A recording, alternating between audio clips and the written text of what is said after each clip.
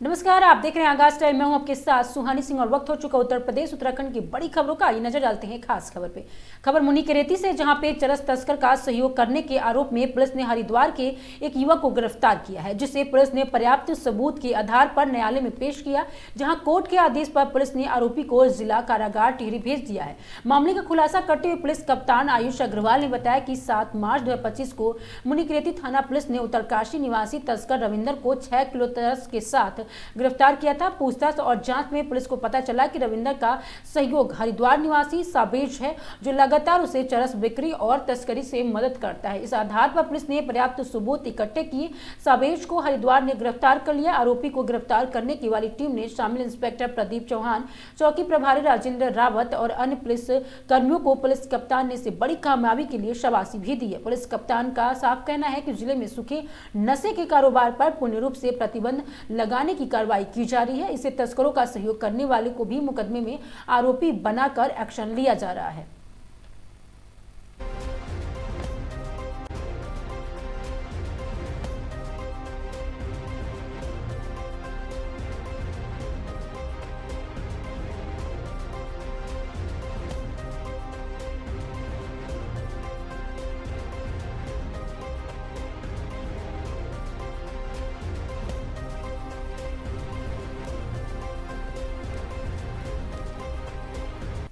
खबर हरिद्वार से, जहां पे मुख्यमंत्री पुष्कर सिंह धामी की पहल पर धर्मनगरी हरिद्वार के देश का सबसे स्वच्छ और सुंदर जनपद बनाने के लिए सकारात्मक कदम तेज हो गया है। इसी क्रम में जिलाधिकारी मयूर दीक्षित ने आज विभिन्न सामाजिक और धार्मिक संस्थाओं के पदाधिकारियों के साथ एक विशेष बैठक की, जिसमें गंगा घाटों और आसपास के क्षेत्रों की सफाई व्यवस्था और उत्कृष्ट बनाने की सुझाव आमंत्रित किए गए। जिलाधिकारी की मयूर दीक्षित ने कहा कि हरिद्वार की पहचान स्वच्छता और आध्यात्मिकता है, और उन्होंने अपने बयान में कहा कि हमारा लक्ष्य है कि हम पूरे जनपद को न केवल उत्तराखंड के बल्कि पूरे भारत को सबसे स्वच्छ और सुंदर जनपद बनाए। बैठक में सभी समस्याओं ने बता दी कि बढ़ चढ़कर अपने विचार साझा की और स्वच्छ हरिद्वार अभियान को सफल बनाने का संकल्प लिया।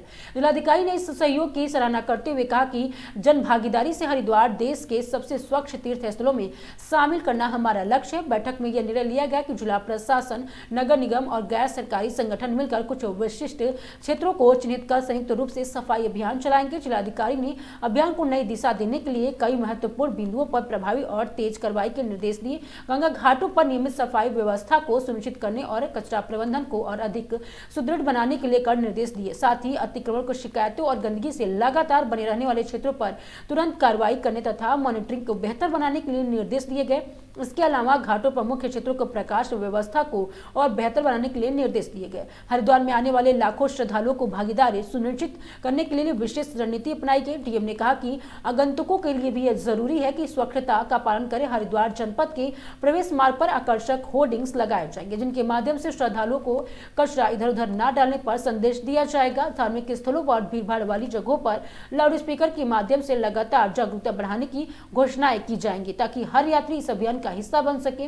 बैठक अत्यंत सकारात्मक माहौल में संपन्न हुई और सभी पक्षों ने आने वाले दिनों में सफलता स्वच्छता अभियान को और सशक्त बनाने की आश्वासन दिया।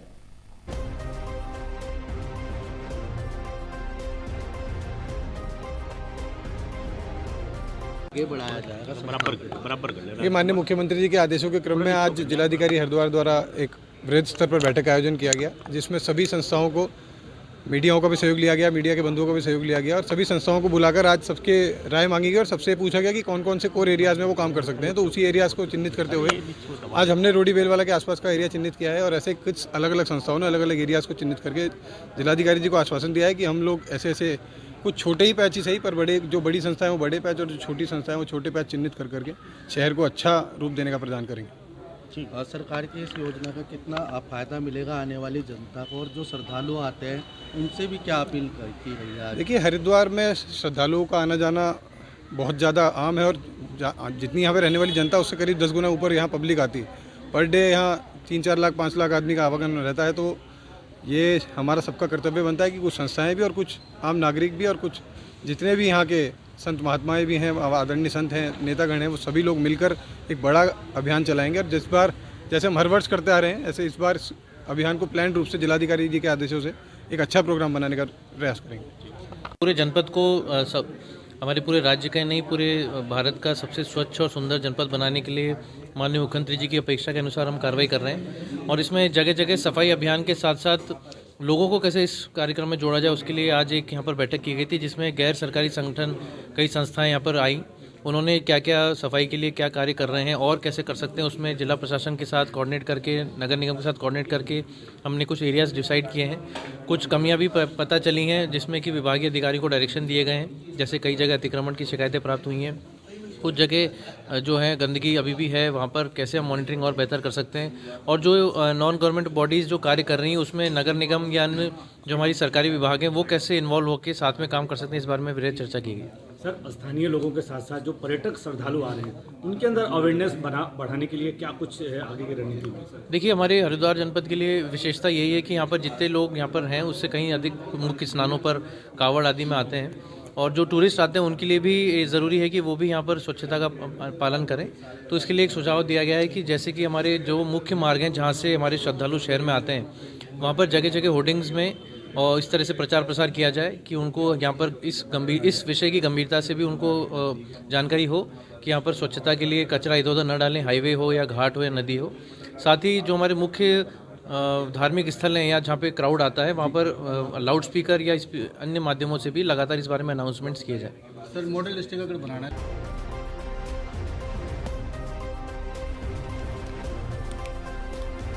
खबर सितारगंज में, जहां पे भाजपा युवा मोर्चा नवनियुक्त प्रदेश महामंत्री दीपेंद्र किशोरी के जोरदार स्वागत किया गया।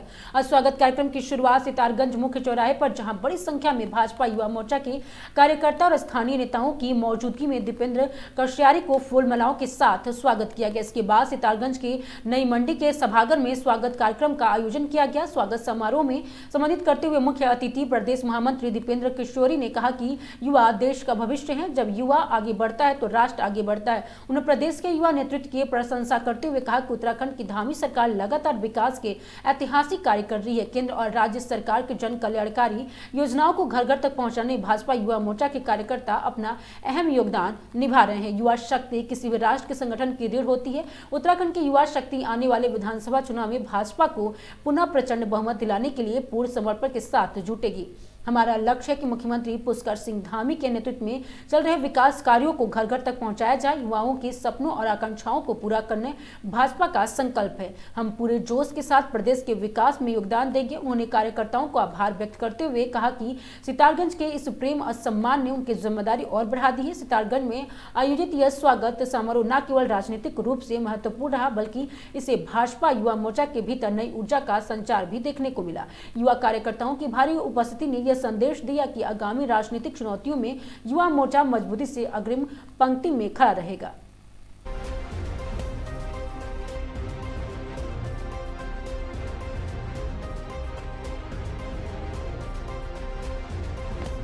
आज भाजपा युवा मोर्चा के यशस्वी प्रदेश महामंत्री आदरणीय कोश्यारी जी सितारगंज प्रथम बार आगमन हुआ था उनका। सभी युवाओं ने जोश के साथ उनका स्वागत अभिनंदन किया है। सितारगंज मुख्य चौक पर आतिशबाजी फूलमालाओं के साथ आदरणीय कोश्यारी जी का स्वागत किया है। उसके बाद एक स्वागत कार्यक्रम मंडी समिति में रखा गया। समूचा युवा आज भाजपा की तरफ देख रहा है। भाजपा के जन कल्याणकारी नीतियों के कारण आज सितारगंज क्षेत्र में सभी युवाओं ने एकजुट होकर स्वागत किया और ये प्रण लिया है कि आगामी 2027 के विधानसभा चुनाव में भाजपा को एक बार प्रचंड ऐतिहासिक जीत दिलाकर दोबारा बल्कि तीसरी बार भाजपा की सरकार बनानी है और आदरणीय इस प्रदेश के यशस्वी मुख्यमंत्री पुष्कर सिंह धामी के हाथों को मजबूत करना है। कोश्यारी जी एक जमीन से जुड़े हुए कार्यकर्ता रहे हैं और बहुत लंबे समय से संगठन से जुड़ने के बाद आज उनको जो एक दायित्व मिला है, इसके लिए भी उनको मैं अग्रिम बधाई और शुभकामनाएं देता हूं। भाजपा युवा मोर्चा सितारगंज की ओर से आदरणीय भाई साहब का बहुत बहुत स्वागत।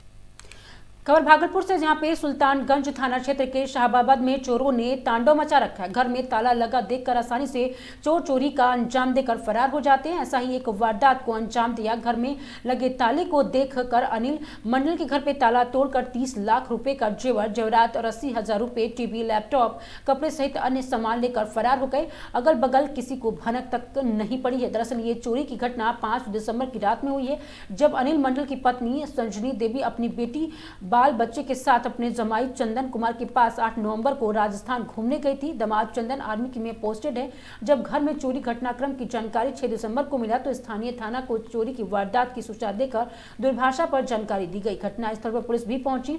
वहीं राजस्थान से अपना घर लूटी अनिल मंडल की पत्नी सजनी देवी बाल बच्चे के साथ घर में बिखरे सामान देखते ही दहाड़ मारकर रोने लगी। सजनी देवी का कहना है कि चोरी करने वाले इसी गांव का है। आसपास के लोगों का भी यही मानना है कि इस तरह का मामला बराबर होते रहता है। चोरी का मामला सजनी देवी के स्थानीय थाना में लिखित प्राथमिकता दर्ज करवाने और सुरक्षा की गुहार लगाई गई है।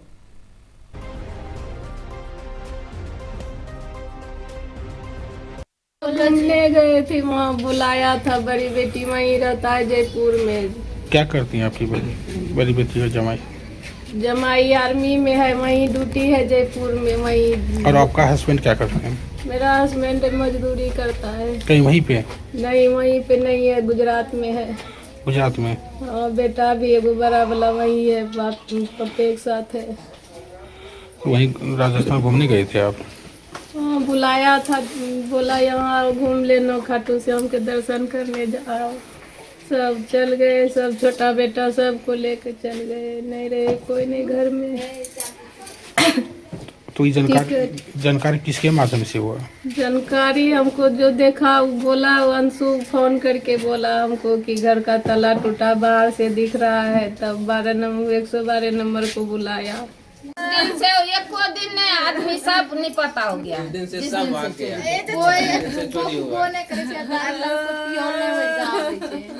चरस तरस सब है ओकरा घर में भी है, इसलिए सुनो में रहे छे, कोई नहीं रहे छे। की कहे छे एकरो ले रो छे यही जो ये पूरा है से? हां पूरा है से? हां, वही दिन कोई नहीं की कहे छे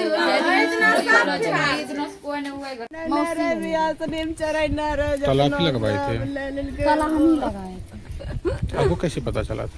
हमको कॉल किया, उसके बाद गया करने के लिए घर पे।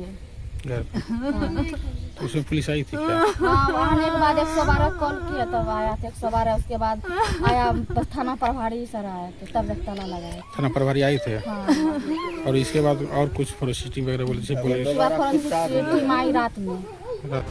खबर उन्नाव से, जहां पे उप मुख्यमंत्री केशव प्रसाद मौर्य पहुंचे उन्नाव। जी हां, बीजेपी कार्यालय में बीजेपी जिलाध्यक्ष अनुराग अवस्थी और विधायक पंकज गुप्ता ने किया जोरदार स्वागत। डिप्टी सीएम केशव प्रसाद मौर्य कार्यकर्ताओं के साथ बैठक के बाद अवगदा के टीकरगढ़ी गांव में पहुंचकर निरीक्षण किया। एसआईआर को लेकर कार्यकर्ताओं के साथ बैठक की। डिप्टी सीएम केशव प्रसाद मौर्य ने अवगदा सपा के राष्ट्रीय अध्यक्ष अखिलेश यादव पर निशाना साधा। अखिलेश यादव के वंदे मातरम के बयान पर केशव का पलटवार। कहा कि सही मायने में अखिलेश यादव को वंदे मातरम बोलने का अधिकार नहीं है। राष्ट्रपिता महात्मा गांधी मोहम्मद अली जिन्ना को एक ही पढ़ा लिखा कर बताकर दोनों ही एक साथ तुलना की थी। अखिलेश यादव जब उत्तर प्रदेश के मुख्यमंत्री थे तब आतंकवादियों का मुकदमा वापस लिया था, लेकिन हाईकोर्ट ने मुकदमा चलाकर कोई को पता दे की फांसी की सजा हुई। और वही राम भक्तों पर गोली चलाने वाले समाजवादी पार्टी की सरकार थी।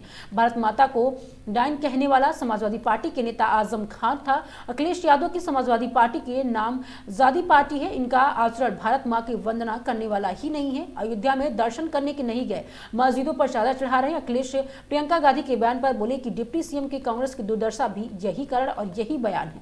बंगाल में 2026 में भाजपा की सरकार बनने जा रही है। देश में अब बता दें, कोई भी कहीं भी बाबर के नाम पर इमारत खड़ी नहीं करेगा तो यह देश स्वीकार नहीं करेगा। कोई मस्जिद बनाना चाहे भी तो हम विरोध नहीं है, लेकिन बाबर के नाम पर कोई ढांचा खड़ा करेगा तो वह ढह जाएगा। उन्नाव दौरे पर है उप मुख्यमंत्री केशव प्रसाद मौर्य।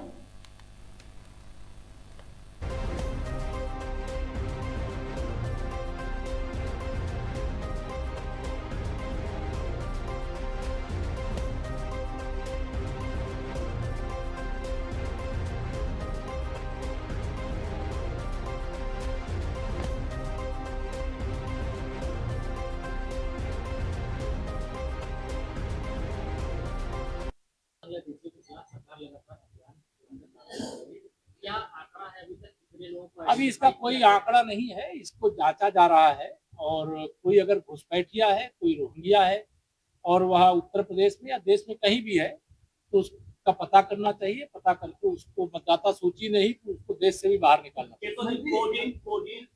का जो मामला है उसका आरोपी भाग्य नहीं मिल रहा, उसका आरोपी नहीं मिलना। अखिलेश यादव आरोप लगा रहे हैं कि आरोपियों को भगाने का काम भाजपा करती है। देखिए, श्री अखिलेश यादव जब से बिहार चुनाव हार करके आए हैं, उनका ये मानसिक संतुलन बिगड़ गया है। वो वहां गए थे कि अवध में हराए हैं और मगध में हराएंगे, लेकिन मगध हार गए हैं और यूपी हार जाएंगे, उनको पता चल गया है। तब से उल जुलूल बयान देते। भारतीय जनता पार्टी की, योगी जी के नेतृत्व की सरकार में अगर अपराधी कोई भी हो, किसी भी प्रकार का, यूपी में हो या देश में जहां भी भाजपा या एनडीए की सरकार है, अपराधी पाताल के नीचे भी घुस जाएगा, तब भी खोज करके निकाल लिया जाएगा। अयोध्या में एक व्यक्ति कर लो। अयोध्या में क्षेत्रीय प्रवर्तन अधिकारी, अयोध्या में क्षेत्रीय प्रवर्तन अधिकारी की पिटाई वहाँ के आपके बीजेपी नेता ने की अपने गुर्गों के साथ, और आज तक उनकी अरेस्टिंग नहीं हुई। कोई गलत करेगा तो उसमें कार्रवाई होगी, नहीं हुई होगी, किसी कारण से कुछ मामला होगा, लेकिन इसका मतलब नहीं है कि अपराध करने वाला चाहे जो भी होगा, कानून उसके खिलाफ। अखिलेश यादव ने सदन में कहा है कि वंदे मातरम गाने के लिए नहीं, दीवाने के लिए होना चाहिए। जिस वंदे मातरम से देश जोड़ा गया था, आज कुछ लोग उसी से देश के लोगों को तोड़ना चाहते हैं। देखिए, श्री अखिलेश यादव जी को सही मायने में वंदे मातरम बोलने का अधिकार ही नहीं। उन्होंने एक बयान में, आपको अगर याद है, ना याद हो तो याद दिलाता, उन्होंने राष्ट्रपिता महात्मा गांधी और मोहम्मद अली जिन्ना को एक ही विद्यालय में पढ़ा लिखा बता करके दोनों की एक साथ तुलना की।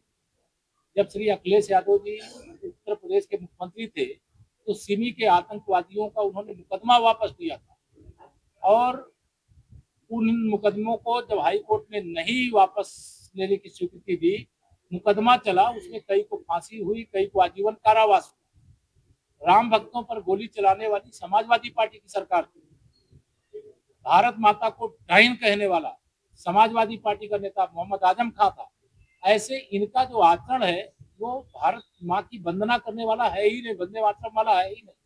इसलिए भारतीय जनता पार्टी सच को सच कहने का साहस रखती है, और इनको सच कहने का साहस नहीं है। अयोध्या में श्री रामलला के जन्मभूमि पर दर्शन करने के लिए नहीं जा सके आज तक, लेकिन कौन सी बाजार में जाकर के चादर चढ़ाने पहुंच गए। मुझे उसमें आपत्ति नहीं कि कहीं चादर चढ़ाने जाए, लेकिन इनका जो चरित्र है वह कैसा है, वो प्रदेश की जनता, देश की जनता राष्ट्रवादी बता रहे हैं। अखिलेश यादव कहते हैं भाजपा राष्ट्रवादी है, वंदे मातरम का ही मुद्दा। अखिलेश यादव की समाजवादी पार्टी ही नमाजवादी पार्टी है।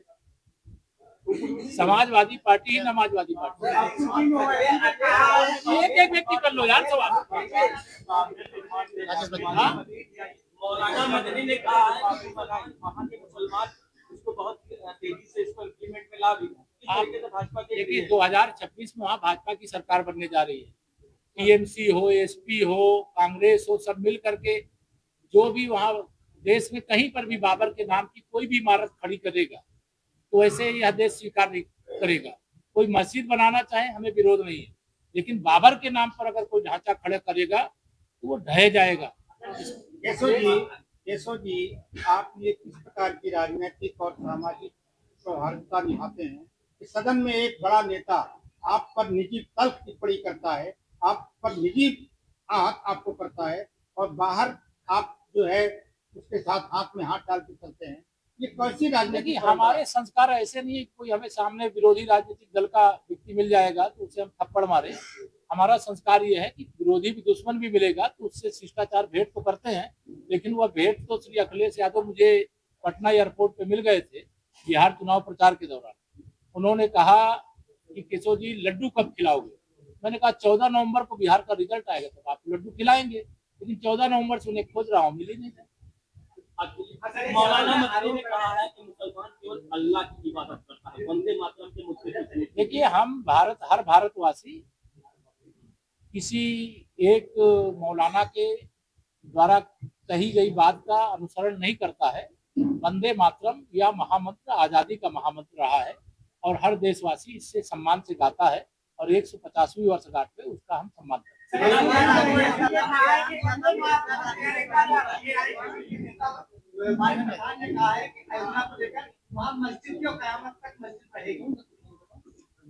अब वहाँ रामलला का भव्य मंदिर बन गया, धर्म ध्वजा फहरा रही है, उसके बाद इस बयान का कोई औचित्य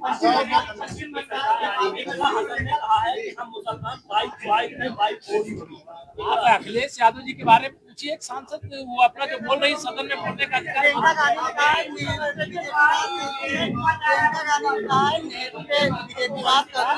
भविष्य के बात नहीं करती। प्रियंका गांधी कल सदन में बयान दिया था कांग्रेस की दुर्दशा का कारण उनके यही विचार है, यही बयान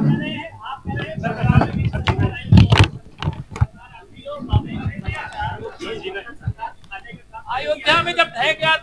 खबर अमरोहा से, जहां पे मासिक अपराध गोष्ठी पुलिस अधीक्षक अमरोहा अमित कुमार आनंद द्वारा सैनिक सम्मेलन आयोजित कर पुलिस कर्मियों की समस्या सुनी गई तथा समस्त राजपत्रित अधिकारी और थाना शाखा प्रभारियों के साथ मासिक अपराध गोष्ठी कर कानून व्यवस्था प्रचलित अभियानों की समीक्षा करते हुए आवश्यक दिशा निर्देश दिए गए। आपको बता दें कि अधीक्षक अमरोहा अमित कुमार आनंद द्वारा आज दिनांक 9/12/2025 के सैनिक सम्मेलन आयोजित कर पुलिस कर्मियों की समस्या सुनी गई, वहीं निराकरण हेतु संबंधित को निर्देशित किया गया। अब बता दें कि तदोपरांत महोदय द्वारा जनपद के समस्त पुलिस अधिकारियों के साथ कानून व्यवस्था को सुदृढ़ीकरण और शांति व्यवस्था सुनिश्चित करने हेतु मानसिक अपराध गोष्ठी का आयोजन किया गया। गोष्ठी के दौरान अपर पुलिस अधीक्षक अखिलेश भदौरिया, समस्त क्षेत्रीय गढ़ और प्रशासनिक निरीक्षक, प्रभारी निरीक्षक LIC और प्रभारी यातायात, समस्त थाना शाखा प्रभारी आदि मौजूद रहे। महोदय द्वारा गोष्ठी के दौरान महोदय द्वारा जनपद में टॉप 10 अपराधियों के चिन्हित माफियों के विरुद्ध की गई कार्रवाई, वही बता दें कि समीक्षा कर उनके विरोध नियमानुसार प्रभावी कार्रवाई जारी रखने हेतु निर्देशित किया गया तथा अपराध एवं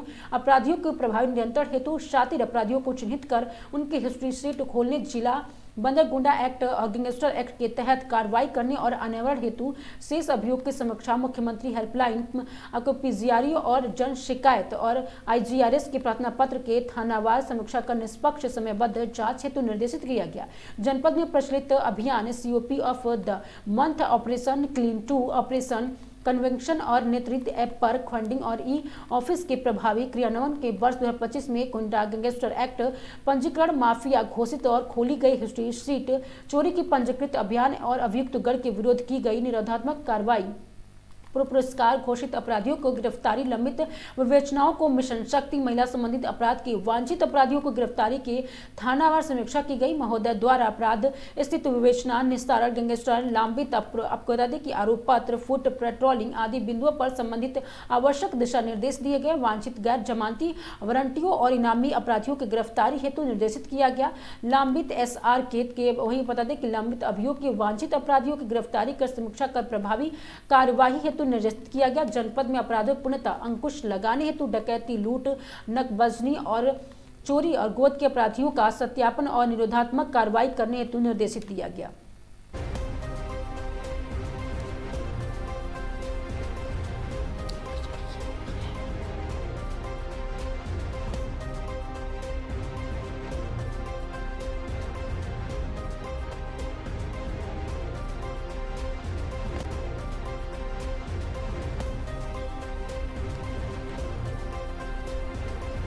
खबर गजरोला से, जहां पे पुलिस अधीक्षक अमरोहा महोदय अमित कुमार आनंद द्वारा अपराध और अपराधियों के विरोध चलाए जा रहे अभियान के क्रम में अपर पुलिस अधीक्षक अमरोहा अखिलेश भदौरिया के मार्गदर्शन में और क्षेत्राधिकारी धनौरा श्रीमती अंजलि कटारिया के निकट प्रशिक्षण तथा प्रभारी निरीक्षक गजरौला मनोज कुमार कुशल नेतृत्व में थाना गजरौला पुलिस द्वारा 2 नफर अबिरगढ़ और गौरवपुत्र ब्रह्मपाल निवासी ग्राम नठीरा थाना गजरौल जनपद अमरोहा, उम्र करीब 22 वर्ष और दूसरा आपको बता दें कि उपेंद्र पुत्र बालमुक्त और निवासा अवनीत नागर थाना गजरौला जनपद अमरोहा, उम्र करीब 35 वर्ष को गिरफ्तार कर माननीय न्यायालय के समक्ष पेश किया गया है।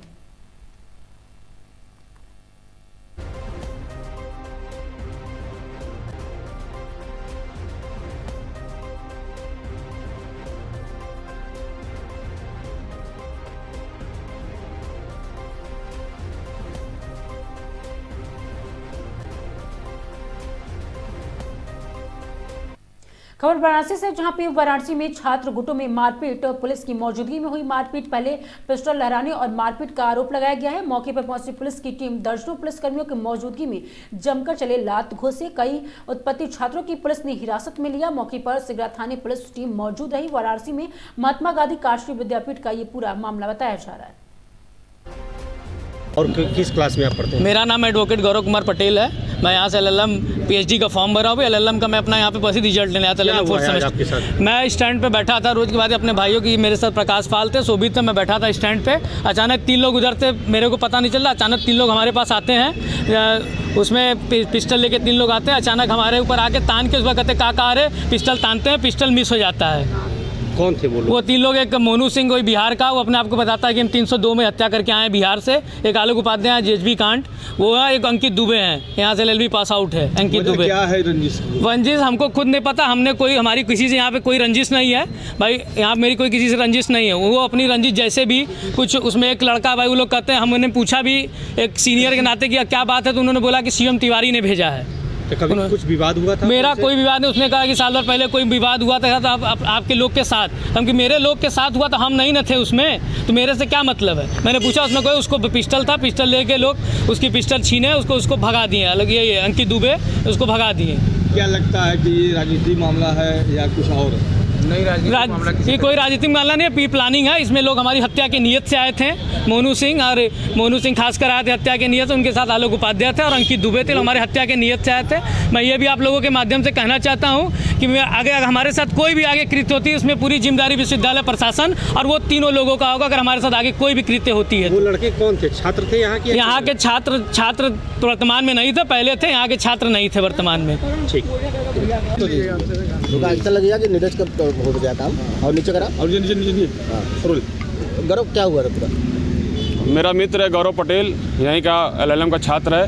वो अपने क्लास करके अपने साइकिल स्टैंड के पास बैठा था अपने मित्रों के साथ। कुछ बाहरी लोग जो विश्वविद्यालय के छात्र नहीं हैं, लगातार अराजकता का माहौल बना रहे हैं। अभी हाल ही में कुछ दिन पहले जो JHB मॉल के अंदर कांड हुआ था, उसमें वो लोग अपराधी भी रहे, उनका नाम भी है। वो लोग आते हैं असलहे के साथ, हमारे मित्र के ऊपर असलहा तानते हैं, हवाई फायरिंग भी करते हैं और लगातार उससे मारपीट करने लगते हैं। और जाते हैं धमकी देते रखते हैं कि तुम विश्वविद्यालय आना बंद कर दो, मैं तुम पे तुम्हारा हत्या कर दूंगा और तुमको विश्वविद्यालय के अंदर मार दूंगा। तमाम ऐसे लगातार उसको धमकी दे के वहाँ से निकल जाते हैं। आज क्या हुआ? असलहा लहराएगा? आज वो लोग आए, असलहा लहराए हैं, असलहा सटाएँ, फिर हवाई फायरिंग भी किए हैं। उसमें 3 लोग थे, आलोक उपाध्याय, उनके साथ भी 3-4 लोग वहाँ सम्मिलित थे। अभी CCTV कैमरा देखा जा रहा है, उसमें 4-5 लोगों के खिलाफ मुकदमा कार्रवाई की जा रही है। हम मांग रहे हैं। खबर वाराणसी से, जहां पे अवैध घुसपैठियों के खिलाफ चलाया जा रहा है ऑपरेशन टॉर्च। जी हां, CM योगी के निर्देश के बाद काशी घुसपैठियों पर कार्रवाई में जुटी है पुलिस। अवैध बांग्लादेशी और रोहिंग्या मुसलमानों की तलाश में जुटी पुलिस से झुग्गी झोपड़ियों में रहने वाले अवैध घुसपैठियों के खिलाफ चलाया जा रहा है चेकिंग अभियान। कई थाना क्षेत्र में झुग्गियों के रहने वाले लोगों को चेकिंग की गई है। चेकिंग के दौरान 3 जोन में लगभग 500 लोगों को चिन्हित किया गया है और कई लोग पश्चिम बंगाल के रहने वाले पाए गए हैं। झुग्गी झोपड़ियों में रह रहे लोगों की जानकारी एकत्रित की जा रही है और किसी उद्देश्य से यहाँ आए हैं और कौन लोग इनको यहाँ पे बसाया है, पुलिस द्वारा पूछताछ की जा रही है। जो भी लोग अवैध पाए गए उनके खिलाफ कठोर कार्रवाई की जाएगी। रोहिंग्या है जो, उनका चेकिंग का सघन अभियान चल रहा है और हम लोग ऐसे लोगों को आइडेंटिफाई कर रहे हैं जो अपने को क्लेम करते हैं असम से आए हुए हैं या बंगाल से आए हुए हैं, लेकिन उनके पास कोई प्रॉपर डॉक्यूमेंट नहीं है। ऐसे हम लोगों ने अभी तक लगभग 500 संदिग्ध लोगों को चिन्हित किया है और ये कार्रवाई लगातार अभी चल रही है। जब ये कंफर्म हो जाएगा कि इनके जो कागजात उन्होंने दिखाए हैं ये एकदम फर्जी हैं, इनको 1 हफ्ते का और समय दिया गया है कि अपने कागजातों को, अपनी बर्थ को, अपनी सिटीजनशिप को प्रूव करने का। हमारी टीम भी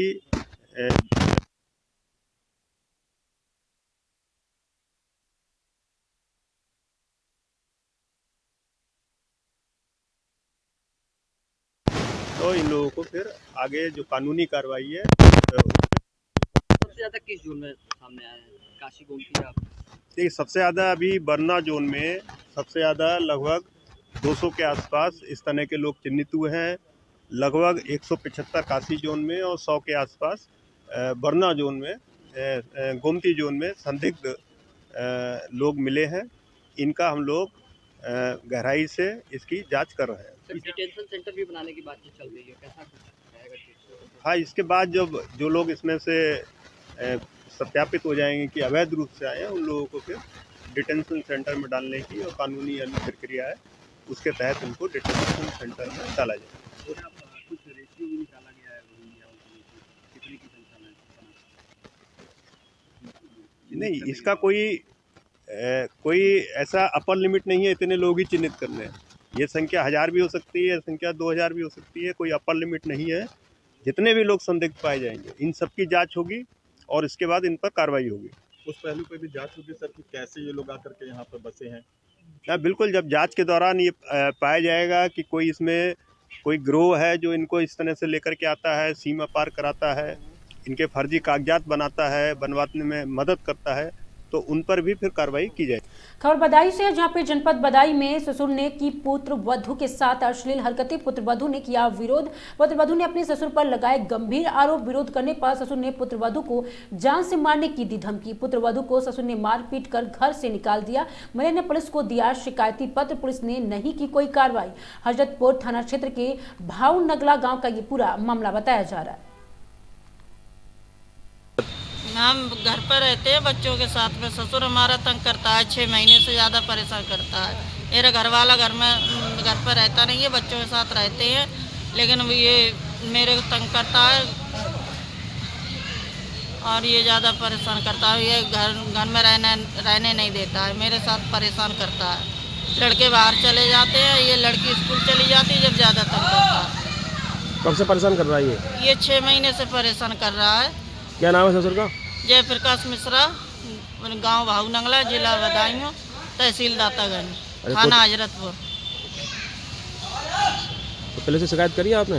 पुलिस से शिकायत करी, पुलिस हमारी सुनवाई कम कर रही है, लेकिन रिपोर्ट लिखवा रहे हैं, वो लिख नहीं रही है। बोले और वो बहाना करके हॉस्पिटल में पड़ा है बुड्ढा।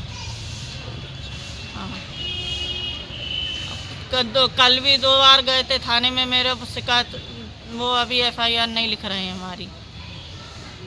हजरतपुर पुलिस क्या कह रही है? वो ये बोल रही है कि 2-4 दिन रुक जाओ, उसके बाद करते हैं, बुड्ढा आ जाने दो, मर जाएगा तो तुम्हारा ही उस सिर पड़ जाएगा। कप्तान साहब के पास गए थे आप? गए थे। क्या कहती है उन्होंने? उन्होंने यही बोला कि रुक जाओ 2-4 दिन, आ जाने दो बुड्ढे को, उसके बाद रिपोर्ट लिखेंगे, अगर मर गया तो तुम्हारा ही पड़ जाएगा। फिर हम कह रहे हैं रिपोर्ट लिख लो, उसके बाद बुड्ढा आ जाए, उसके बाद करना। पति कहाँ रहते हैं आपके? पति हमारे बाहर रहते हैं, घर पर रहते नहीं थे, मजदूरी करते हैं। अच्छा, बच्चों के साथ रहती है? हम बच्चों के साथ रहते हैं। लड़के का एक्सीडेंट हो गया और उसने लड़कों को भी अपनी साइड कर लिया है। तो क्यों हम उसी का नाजायज फायदा उठाते हैं? नाजायज फायदा उठाते हैं। वो फौज से रिटायर है। बंदूक दिखा के मेरे को धमकाते हैं, कहते हैं तेरे घर वाले को भी मार देंगे अगर तूने उसको कुछ बोला तो। खबर बदायूं से है, जहां पे दंपति के बीच आपसी विवाद निपटाने के दौरान ससुराल और मायके पक्ष में हुआ विवाद।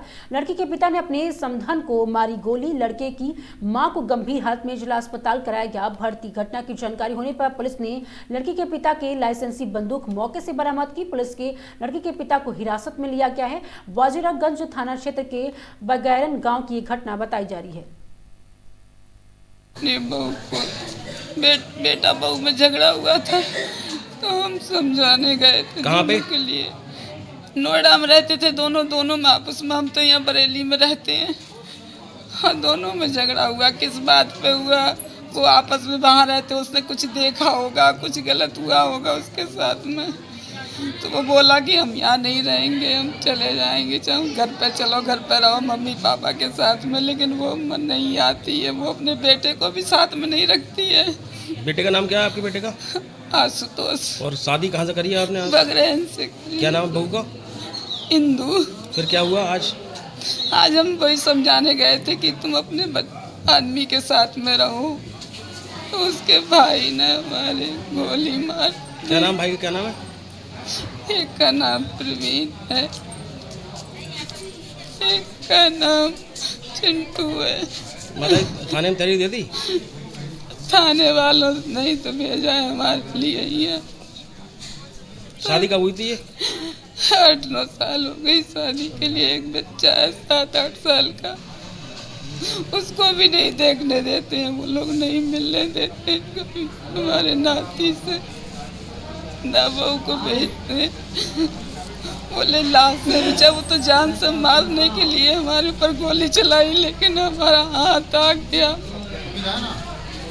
खबर हरदोई से, जहां पे हरपालपुर थाना क्षेत्र से इस वक्त की बड़ी खबर आ रही है। मारपीट से हुई मौत के मामले में पुलिस ने नामजद आरोपी कल्लू को गिरफ्तार कर लिया है। घटना नवंबर महीने की है। आइए बताते हैं कि किस तरह से 21 नवंबर को शाम मंदापुर गांव में हुई मारपीट में एक युवक की मौत हो गई थी। परिजनों ने गांव की ही 4 व्यक्तियों को हत्या जैसे मामले का आरोप लगाते हुए पुलिस की तहरीर दी गई थी। पुलिस ने मुकदमा दर्ज कर कार्रवाई शुरू कर दी है।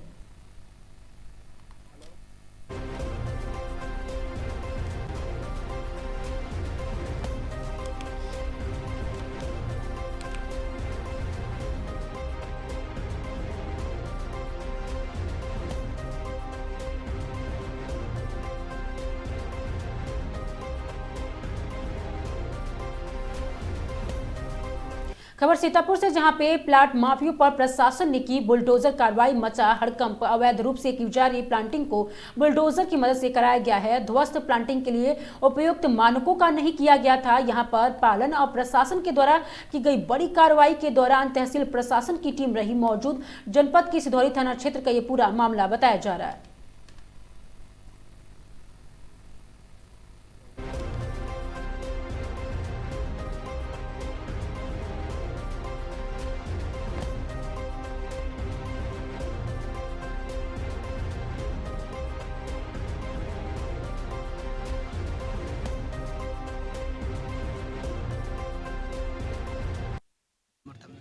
यहाँ ये जलालपुर ग्राम है। यहाँ पे ये कई सारे घाटे हैं, 414, 416, 417, 418, 419, 421, 422। ये जो प्लॉटिंग हो रही थी अवैध प्लॉटिंग है और माननीय जिलाधिकारी महोदय के निर्देश पर इस प्लॉटिंग को खाली करवाया गया है। लगभग 20 बीघा जमीन हमने अभी यहाँ पे खाली करवाई है और इसकी मार्केट वैल्यू 1 करोड़ से बियॉन्ड ही होगी। मैम भी और भी क्षेत्र में क्या उन पर भी कार्रवाई सबकी हाँ, ये अब रेगुलर ये डेली कार्रवाई चलेगी। जहाँ जहाँ भी इस तरह की प्लॉटिंग संज्ञानित हो रही हैं, ये काम अब डेली बेसिस पर जिलाधिकारी महोदय के आदेशानुसार किया जाएगा। एक तरीके से समझाया, जो अवैध प्लॉटिंग कर रहे हैं उनके लिए अब खतरा बन रहेगा। हाँ बिल्कुल, अब यही है या तो खबर एटा से, जहां पे एटा में 2 पक्षों में हुई कहासुनी के बाद एक पक्ष युवक ने की फायरिंग कड़े हटाने को लेकर हुआ था विवाद। अब युवक की फायरिंग करते वीडियो सोशल मीडिया पर जमकर हो रहा है वायरल। घटना की सूचना पर पुलिस ने आरोपी के खिलाफ की FIR दर्ज। थाना कोतवाली देहात क्षेत्र का नगला कंचन गांव का ये पूरा मामला बताया जा रहा है।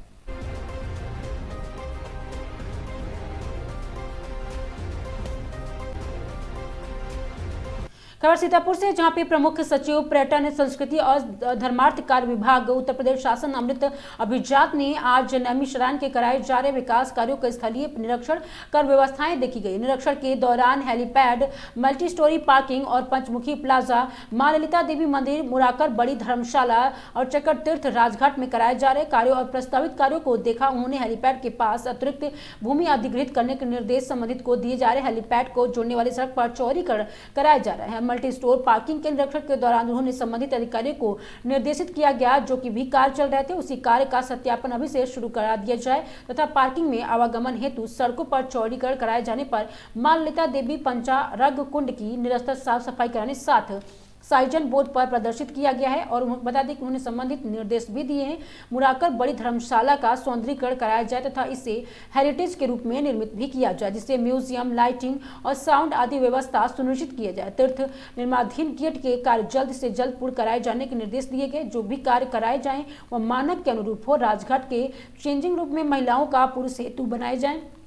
सिंचाई विभाग के समन्वय स्थापित कर प्रस्तावित किया और पूर्ण कराया जाए। उन्होंने संबंधित को निर्देशित किया कि पर्यटन विभाग द्वारा जिन गाइडों को प्रशिक्षण हो चुका है उनकी नियुक्ति जल्द से जल्द सुनिश्चित किया जाए। प्रमुख सचिव पर्यटन संस्कृति और धर्मार्थ कार्य विभाग उत्तर प्रदेश शासन अमृत अभिजात द्वारा मां ललिता देवी द्वारा मंदिर और चक्र तीर्थ पहुंचकर पूजन अर्चना किया गया। इसके उपरांत प्रमुख सचिव पर्यटन संस्कृति और धर्मार्थ कार्य विभाग उत्तर प्रदेश शासन अमृत अभिजात ने नैमिषारण्य के कराए जा रहे विकास कार्यों को समीक्षा बैठक की। उन्होंने संबंधित अधिकारियों को निर्देश दिए कि जो भी कार्य पूर्ण हो चुके हैं उन्हें जल्द ही हैंडओवर किया जाए तथा जो कार्य अभी भी चल रहे हैं उनका समय पूर्ण कर लिया जाए। और उन्होंने बताया कि संबंधित निर्देश भी दिए। अभी तक किए गए कार्यों और प्रस्तावित कार्यों की जानकारी जनप्रतिनिधियों के साथ बैठक कर अवगत कराए। उन्होंने कहा कि जिन जिन स्थलों पर पौधे लगाए जाने और वहां पौधारोपण का कार्य शुरू किया जाए। सिंचाई विभाग तथा सहयोग की आवश्यकता को उनका सहयोग लेते हुए कार्य को गतिशील लाया जाए। इस दौरान जिलाधिकारी डॉक्टर राजा गणपति RK और अपर जिलाधिकारी नीतीश कुमार सिंह, उप जिलाधिकारी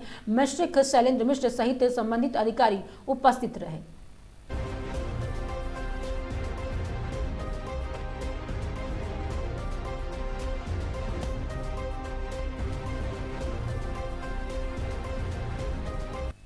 खबर सराजपुर से, जहां पे थाना सांडी पुलिस की बड़ी कार्रवाई की है। चोरी किए गए ARO मोटर पंप और ई-रिक्शा चार्जर सहित 2 आरोपी गिरफ्तार हुए हैं। हरदोई से बता दें कि थाना सांडी पुलिस ने चोरी के मामले में त्वरित कार्रवाई करते हुए 2 नामजद आरोपियों को गिरफ्तार कर लिया है। दोनों के कब्जे में ARO की मोटर पंप और ई-रिक्शा कार चार्जर को बरामद किया गया। घटना 8 दिसंबर 2025 की है और वादी शिवम पुत्र अतुल कुमार निवासी थाना सांडी क्षेत्र पुलिस को दी तहरीर में बताया कि उनके स्कूल में लगे हैं और वही ARO को motor pump, e-rickshaw car charger को गांव सकरा और पुनैया के 2 युवकों को चोरी कर लिया गया है। एक शोभित पुत्र कैलाश सिंह ग्राम सकरा, दूसरा प्रवीण पुत्र सुरेंद्र ग्राम पुनैया। तहरीर के आधार पर थाना सांडी में मुआवजा 575-25 धारा 350 बीएनएस के तहत मुकदमा दर्ज किया गया है। विवेचना के दौरान मामले में गंभीरता देखते हुए धारा 317 बीएनएस की वृद्धि भी की गई है। गुप्त सूचना पर कार्रवाई करते हुए थाना सांडी पुलिस ने दोनों नामजद अभियुक्तों को चोरी की गई सामान सहित गिरफ्तार कर लिया है। पुलिस के अनुसार आरोपियों ने चोरी की घटना स्वीकार कर ली है और आगे की वैधानिक कार्रवाई जारी है। बरामद किया गया आपको एक अदद ARO मोटर पाइप, ई-रिक्शा के चार्जर गिरफ्तार अभियुक्त शोभित पुत्र कैलाश सिंह निवासी ग्राम सकरा थाना लुनार और प्रवीण पुत्र सुरेंद्र निवासी ग्राम पुनैया थाना लुनार का बताया जा रहा है। गिरफ्तारी करने वाली पुलिस टीम ने उप निरीक्षक सुशील कुमार थाना Sandi, head constable Dharmendra Kumar, constable Sanjeev Bhati, constable Gajendra Kumar को बताया जा रहा है।